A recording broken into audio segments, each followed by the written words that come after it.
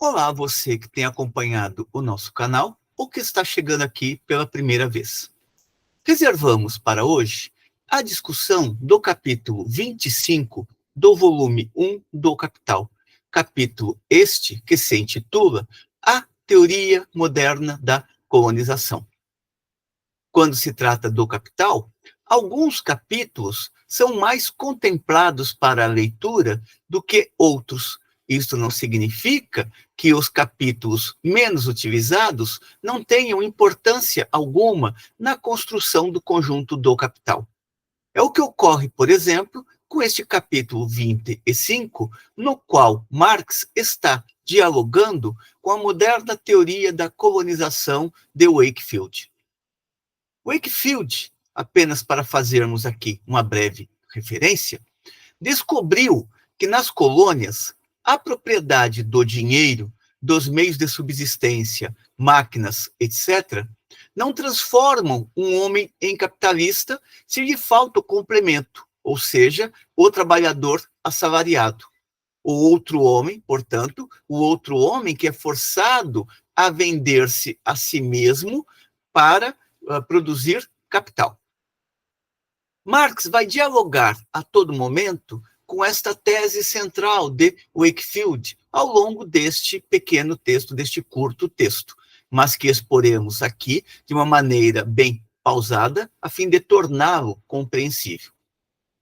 Qual é o ponto de partida de Marx neste capítulo 25, A Teoria Moderna da Colonização? Observa ele. A economia política tem como princípio a confusão entre dois tipos muito diferentes de propriedade privada, das quais uma se baseia no próprio trabalho do produtor e a outra na exploração do trabalho alheio. Ou seja, a propriedade privada, onde aquele indivíduo que possui a propriedade trabalha, por exemplo, na terra e vende o seu produto, e a propriedade privada, na qual o proprietário da terra, por exemplo, assalaria alguém. A economia política esquece que a última, portanto, aquela baseada na exploração do trabalho alheio, se encontra em uma antítese direta em relação à primeira, ou seja, aquela da propriedade privada, onde o próprio dono da propriedade trabalha nela para vender os seus produtos. Feita esta consideração, Marx vai colocar, geralmente, uma comparação entre o que acontece na Europa e o que acontece nas colônias. A Europa que ele está contemplando aqui é a Europa ocidental, aquela onde as revoluções burguesas já haviam sido realizadas e, portanto, o capitalismo estava em florescimento. Observará ele, na Europa ocidental, pátria da economia política, portanto, pátria da teoria econômica burguesa, o processo da acumulação primitiva está consumado em maior ou menor medida. Lembremos que a acumulação primitiva é a discussão que Marx realiza no capítulo 24 do Capital, no qual ele vai mostrando o processo violento de constituição da sociedade capitalista que implicou a expulsão do camponês das suas terras e a transformação das terras antes produtivas em pastagens a fim de abastecer a indústria lanífera na Inglaterra. Soma-se a isso, Marx discutirá no capítulo 24 a série de legislações repressivas e sanguinárias que forçaram a constituição do proletariado urbano e, portanto, de um contingente suficiente para ser explorado pelo capital. Na Europa Ocidental, a pátria da economia política, o processo de acumulação primitiva está consumado em maior ou menor medida. Em maior ou menor medida, porque ainda existiam os resquícios do modo de produção feudal em alguns territórios. Aqui, ou o regime capitalista submeteu diretamente toda a produção nacional, ou onde as condições ainda não estão desenvolvidas, controla, ao menos indiretamente, as camadas sociais que, decadentes, pertencentes ao modo de produção antiquado, leia-se modo de produção feudal, continuam a existir ao seu lado. Lembremos, por exemplo, que enquanto França e Inglaterra já haviam realizado suas revoluções burguesas, o mesmo não ocorria, por exemplo, com a Alemanha e a Itália. Distinta é a situação que se verifica, observa Marx, nas colônias. Nelas, o regime capitalista choca-se por toda parte contra o obstáculo do produtor, que, como possuidor de suas próprias condições de trabalho, enriquece a si mesmo por seu trabalho e não ao capitalista. Ou seja, nas colônias, o trabalho assalariado é exíguo. Em geral, aquele que possui a terra trabalha ele mesmo na terra, vendendo os seus produtos. Isto permite visualizar que a contradição desses dois sistemas econômicos, ou seja, aquele que começa a dominar na Europa, na Europa Ocidental, e aquele que existia nas colônias, eram diametralmente opostos. Onde o capitalista é respaldado pelo poder da metrópole, ele procura eliminar à força o modo de produção e apropriação fundado no trabalho próprio. Observa Marx que o modo de produção capitalista, ele possui particularidades. Dentre dessas particularidades está o desenvolvimento da força produtiva social do trabalho, a cooperação, a divisão do trabalho, a aplicação da maquinaria em larga escala, sendo que a constituição do capitalismo é impossível sem a expropriação dos trabalhadores e a correspondente metamorfose de seus meios de produção em capital. Portanto, nas colônias, enquanto continuasse a subsistir o proprietário que cuidava do seu próprio negócio, da própria produção e da venda, da comercialização daquilo que produziu, sem estabelecer relações de assalariamento, o capitalismo não poderia se implantar. Se nas colônias continuassem a ser dadas condições para que aquele que foi para lá inicialmente como assalariado se tornasse posteriormente um proprietário, também não haveria como desenvolver o capitalismo naqueles territórios. Aí está a grande contribuição que Wakefield deu para a discussão no entender de Marx.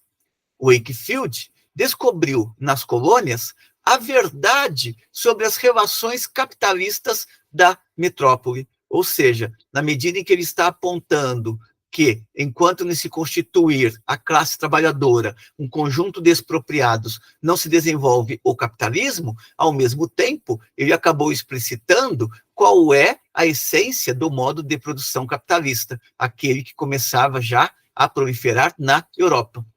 Wakefield descobre nas colônias a verdade sobre as relações capitalistas da metrópole. É isso que vamos encontrar na teoria da colonização que ele desenvolveu. E a sua teoria da colonização procura encontrar caminhos para a fabricação de trabalhadores assalariados nas colônias, aquilo que Wakefield denomina por colonização sistemática.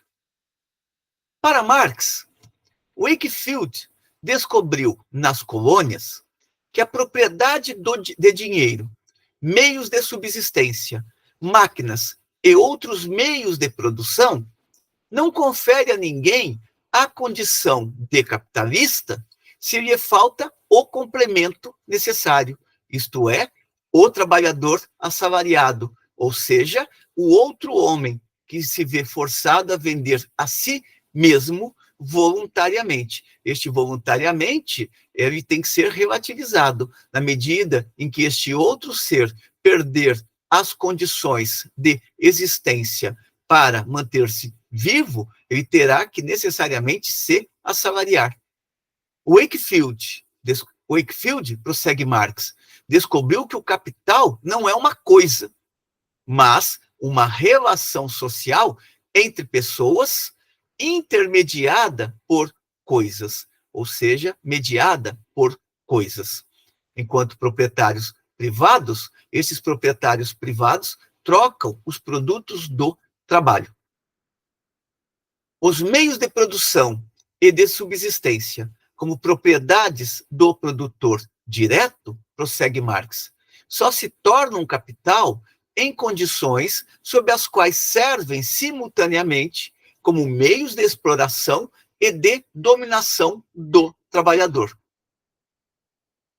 Para Marx, em Wakefield, além disso, encontramos que a fragmentação dos meios de produção, como propriedade individual de muitos trabalhadores independentes um dos outros e que trabalham por própria conta, deve ser denominada como repartição igual do capital. Ora, com isso ele quer dizer o quê? Que todos acabam se tornando capitalistas ou pretensos capitalistas na medida em que todos são proprietários privados e procuram vender os seus próprios produtos. Marx retoma aqui uma passagem do próprio Wakefield. Se o capital, diz Wakefield, estivesse repartido em porções iguais entre todos os membros da sociedade, ninguém se interessaria em acumular uma quantidade maior de capital do que aquela que pudesse empregar com suas próprias mãos. Esse é o caso, até certo ponto, nas novas colônias americanas, onde a paixão pela propriedade fundiária impede a existência de uma classe de trabalhadores assalariados. Ou seja, se todos se tornarem proprietários, não tem como se constituir uma classe de expropriados que vai vender a sua força de trabalho. Portanto, prossegue Marx, enquanto o trabalhador pode acumular para si mesmo o que ele pode fazer na medida em que permanece como proprietário de seus meios de produção, a acumulação capitalista e o modo capitalista de produção são impossíveis. Falta, neste sentido, a classe dos trabalhadores assalariados, imprescindíveis para este fim, ou seja, para o desenvolvimento do capitalismo. Feito isso, Marx coloca a seguinte questão: como, então, produziu-se na velha Europa a expropriação do trabalhador, a subtração de suas condições de trabalho e, por conseguinte, o capital e o trabalho assalariado? Resposta: por meio de um contrato social de tipo totalmente original. É por este caminho que vai a explicação do pensamento liberal e também de Wakefield. Nesse sentido, Marx resgata mais uma passagem do pensamento de Wakefield. A humanidade adotou um método simples para promover a acumulação do capital. Se dividiu em proprietários de capital e proprietários de trabalho. O resultado de consentimento e de combinação voluntários. Ou seja, para esta leitura, a Europa ela tem o capitalismo em razão de um determinado contrato social que foi estabelecido deliberadamente, de livre e espontânea vontade, pelos indivíduos, ao passo que na colônia ainda está ausente este contrato social, este método simples para promover a acumulação do capital. Método este que dividirá a sociedade em proprietários de capital e proprietários de trabalho, leia-se força de trabalho. E esta relação brotaria de um consentimento e combinação voluntários. Numa palavra, diz Marx, a massa da humanidade expropriou a si mesma para a glória da acumulação do capital. Aqui é uma ironia que Marx está colocando. Marx prossegue observando que o impulso de autoexpropriação da humanidade trabalhadora para a glória do capital existe tão pouco que a escravidão, mesmo segundo Wakefield, é o único fundamento natural espontâneo da riqueza colonial. Sua colonização sistemática é um paliativo, já que ele tem de se haver com homens livres, não com escravos. Ou seja, se este contrato é estabelecido de uma maneira deliberada entre os indivíduos, por que então nas colônias encontramos a escravidão, ou seja, a sujeição forçada de uma parte de individualidades à outra parte que detém o capital e que está em busca de acumular mais capital.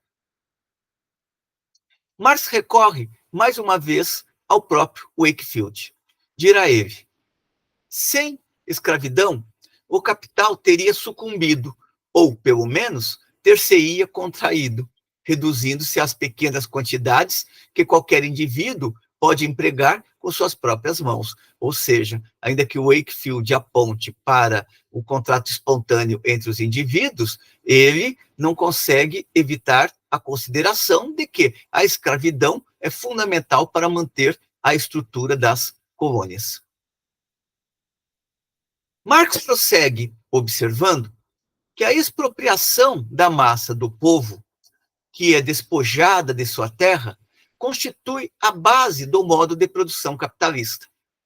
A essência de uma colônia livre consiste, por outro lado, em que a maior parte do solo continua a ser propriedade do povo e que cada povoador pode transformar uma parte deste solo em sua propriedade privada e em meio individual de produção, sem impedir, com isso, que os colonos posteriores realizem essa mesma operação. Esse é o segredo tanto do florescimento das colônias quanto do câncer que as arruína, sua resistência à erradicação do capital. Ou seja, cada um que vai para as colônias tem um intento de se tornar proprietário. E se ele pretende se tornar proprietário, significa que transformar-se em trabalhador assalariado está fora do horizonte, está fora das pretensões. Marx observa, mais uma vez, considerações de Wakefield a respeito da questão. Dirá ele, ou observará ele, como que Wakefield também tem a intuição de que é impossível a constituição do capitalismo enquanto proliferarem os proprietários individuais da terra. Dirá ele, onde a terra é muito barata e todos os homens são livres, onde qualquer um pode, à vontade, obter para si mesmo um pedaço de terra, não só o trabalho é muito caro no que concerne a participação do trabalhador em seu próprio produto, mas é difícil conseguir trabalho combinado, seja pelo preço que for. Neste sentido, observará Marx, nas colônias ainda não existe a separação entre o trabalhador e suas condições de trabalho, entre ele e a terra, ou existe apenas esporadicamente ou dotada de um campo de ação muito restrito. Não existe a cisão entre a agricultura e a indústria, nem a destruição da indústria doméstica rural, aquela produtora apenas de valores de uso. De onde, então, haveria de surgir o mercado interno para o capital dentro destas condições? Para Marx, a produção capitalista não apenas reproduz constantemente o assalariado como assalariado, mas, em relação à acumulação do capital, produz sempre uma superpopulação relativa de assalariados. Desse modo, a lei da oferta e da demanda de trabalho é mantida em seus devidos trilhos.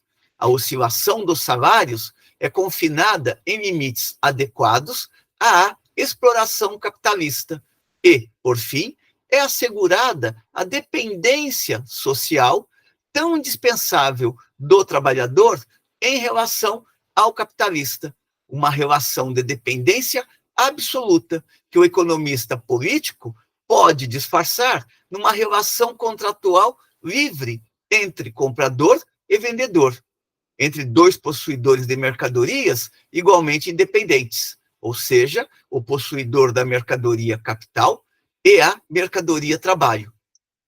Mas, prossegue Marx, nas colônias essa bela fantasia se faz em pedaços. E por que se faz em pedaços? Ela se faz em pedaços em razão de que a população absoluta cresce aqui muito mais rapidamente que na metrópole, pois muitos trabalhadores chegam ao mundo já maduros. E, ainda assim, o mercado de trabalho está sempre subabastecido. A lei da oferta e demanda de trabalho desmorona nas colônias. Por um lado, o velho mundo introduz constantemente capital ávido por exploração, necessitado de abstinência, precisa ser poupado. Por outro lado, a reprodução regular dos assalariados como assalariados se choca com os obstáculos mais rudes e, em parte, insuperáveis. Portanto, as bases que tornam possíveis a estruturação do capitalismo na Europa se veem obstaculizadas nas colônias, sobretudo na medida em que continua a existir a possibilidade do trabalhador, que chega inicialmente como trabalhador braçal, tornar-se um proprietário, portanto, tornar-se ele também um pequeno capitalista. Prossegue Marx. O assalariado de hoje se torna amanhã um camponês ou artesão independente que trabalha por conta própria, isso nas colônias, uma vez que esta relação estava sendo cada vez mais dissolvida na Europa, mesmo ali onde o feudalismo continuava resistente. O assalariado de hoje se torna amanhã um camponês ou artesão independente que trabalha por conta própria.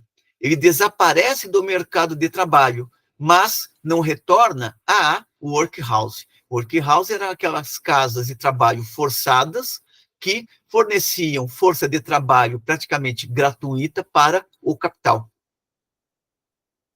Portanto, ele se torna um pequeno proprietário e nada de voltar para a Europa a fim de trabalhar nestas workhouses, ou seja, nestas casas de trabalho forçadas. Essa constante transformação dos assalariados em produtores independentes, que trabalham para si mesmos em vez de trabalhar para o capital, e enriquecem a si mesmos em vez de enriquecer o senhor capitalista, repercute, por sua vez, de uma forma completamente prejudicial sobre as condições do mercado de trabalho, isto nas colônias. Não só o grau de exploração do assalariado permanece indecorosamente baixo, este último ainda perde, junto com a relação de dependência, o sentimento de dependência em relação ao capitalista abstinente. Aqui Marx está ressaltando mais uma vez como que a dificuldade para a implantação das relações capitalistas ela prolifera nas colônias, sobretudo porque a finalidade de cada um que se destina para lá não é a de tornar-se um trabalhador assalariado ou então um trabalhador do tipo que havia nas workhouses, e sim tornar-se proprietário e conseguir independência, no sentido de ser ele próprio dono de si mesmo. A oferta de trabalho assalariado, e aqui Marx vai retomar Wakefield, a oferta de trabalho assalariado, reclama Wakefield, não é nem constante, nem regular, nem suficiente nas colônias. E agora o próprio Wakefield falando. Embora o produto a ser dividido entre o trabalhador e o capitalista seja grande, o trabalhador se apropria de uma parte tão grande que ele logo se converte em capitalista. Ou seja, o Wakefield está indicando o seguinte: enquanto o trabalhador continuar ganhando bem, criando condições para acumular capital, ele vai fazer de tudo para transformar-se em capitalista e não em assalariado que apenas ganha bem, ou seja, um salário para acima das suas necessidades imediatas. Os trabalhadores simplesmente não permitem que o capitalista se abstenha de pagar-lhes a maior parte de seu trabalho. Lembremos que, para que a acumulação capitalista exista, é necessário que o capital se aproprie de uma parte de trabalho assalariado não pago. Portanto, na jornada de trabalho de 12 horas, para pegarmos aqui o exemplo de Marx, 6 horas pertencem ao trabalhador para que ele reponha suas energias físicas e mentais durante 24 horas, e 6 horas pertencem ao capitalista. Mas, se nas colônias os trabalhadores receberem quase todo o montante do trabalho que realizaram, as condições para que o processo de acumulação de capital deslanche, elas se veem cada vez mais obstaculizadas. Daí Marx afirmar que os trabalhadores simplesmente, nas colônias, não permitem que o capitalista se abstenha de pagar-lhes a maior parte de seu trabalho. De nada serve ao capitalista ser muito astuto e importar com seu próprio capital seus próprios assalariados da Europa. Logo, esses trabalhadores deixam de ser assalariados e se transformam em camponeses independentes, ou até mesmo em concorrentes de seus antigos patrões no próprio mercado de trabalho das colônias. Entre os assalariados das colônias, inexistiam relações e sentimento de dependência. Marx observa ainda que, segundo Wakefield, a consequência dessa situação calamitosa nas colônias é a fragmentação dos meios de produção entre proprietários que trabalham por conta própria e, desta maneira, se elimina a possibilidade de centralização do capital, que é toda a base para a constituição do modo de produção capitalista. Na Europa, a classe trabalhadora constitui seu acessório vivo, sempre super abundante, sempre disponível. O mesmo não acontece nas colônias. Como curar o câncer anticapitalista das colônias? Esta é a questão que o Wakefield se pretende responder. Para Wakefield, o governo deve conferir à terra virgem, por decreto, um preço artificial, independente da lei da oferta e da demanda, que obrigue o imigrante a trabalhar como assalariado por um período maior, antes que este possa ganhar dinheiro suficiente para comprar sua terra e transformar-se num camponês independente. O fundo resultante da venda das terras a um preço proibitivo para o assalariado deve ser usado pelo governo para importar pobres diabos da Europa para as colônias e, assim, manter o mercado de trabalho assalariado sempre abastecido para o senhor capitalista. Ou seja, este é o grande segredo da colonização sistemática de Wakefield. Para reforçar esta ideia, Marx retoma a própria argumentação de Wakefield, que reproduziremos aqui. Segundo esse plano, ou seja, o da colonização sistemática, a oferta de trabalho tem de ser constante e regular. Em primeiro lugar, porque, como nenhum trabalhador é capaz de conseguir terra para si antes de ter trabalhado por dinheiro, todos os trabalhadores imigrantes, pelo fato de trabalharem combinadamente por salário, produziriam para seus patrões capital para o emprego de mais trabalho. Em segundo lugar, porque todo aquele que abandonasse o trabalho assalariado e se tornasse proprietário de terra, asseguraria, precisamente por meio da compra da terra, a existência de um fundo para o translado de novo trabalho para as colônias. Ou seja, o modo de produção capitalista nas colônias por este caminho se autoalimentaria. Marx prossegue a reflexão, observando que o preço da terra imposto pelo Estado, portanto, tem de ser tão alto, na leitura de Wakefield, que impeça os trabalhadores de se tornarem camponeses independentes até que outros cheguem para preencher seu lugar no mercado de trabalho assalariado.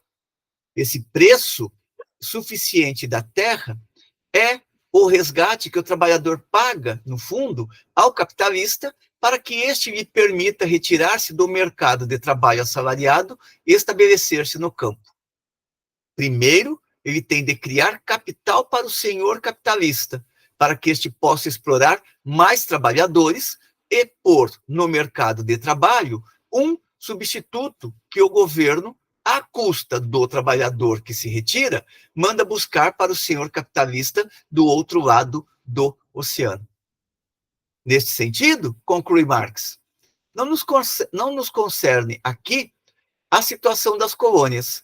Nos interessa o segredo que a economia política do velho mundo descobre no novo mundo, o de que o modo capitalista de produção e acumulação e, portanto, a propriedade privada capitalista exige o aniquilamento da propriedade privada fundada no trabalho próprio, isto é, a expropriação do trabalhador.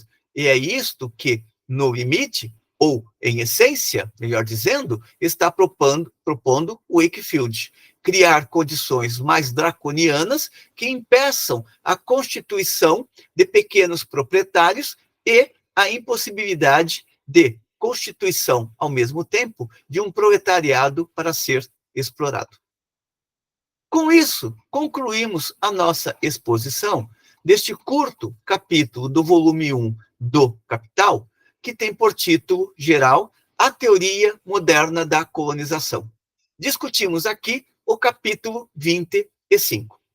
Espero que tenham gostado da discussão. Como sempre, encaminhem suas considerações positivas ou negativas para que continuemos melhorando cada vez mais o nosso trabalho e contribuindo com aqueles que encontram nestas discussões que vimos fazendo um ponto de reflexão, um ponto de formação acadêmica, de formação humana e também um ponto para aprimorar os seus conhecimentos sobre a estrutura da sociedade moderna, a estrutura da vida social.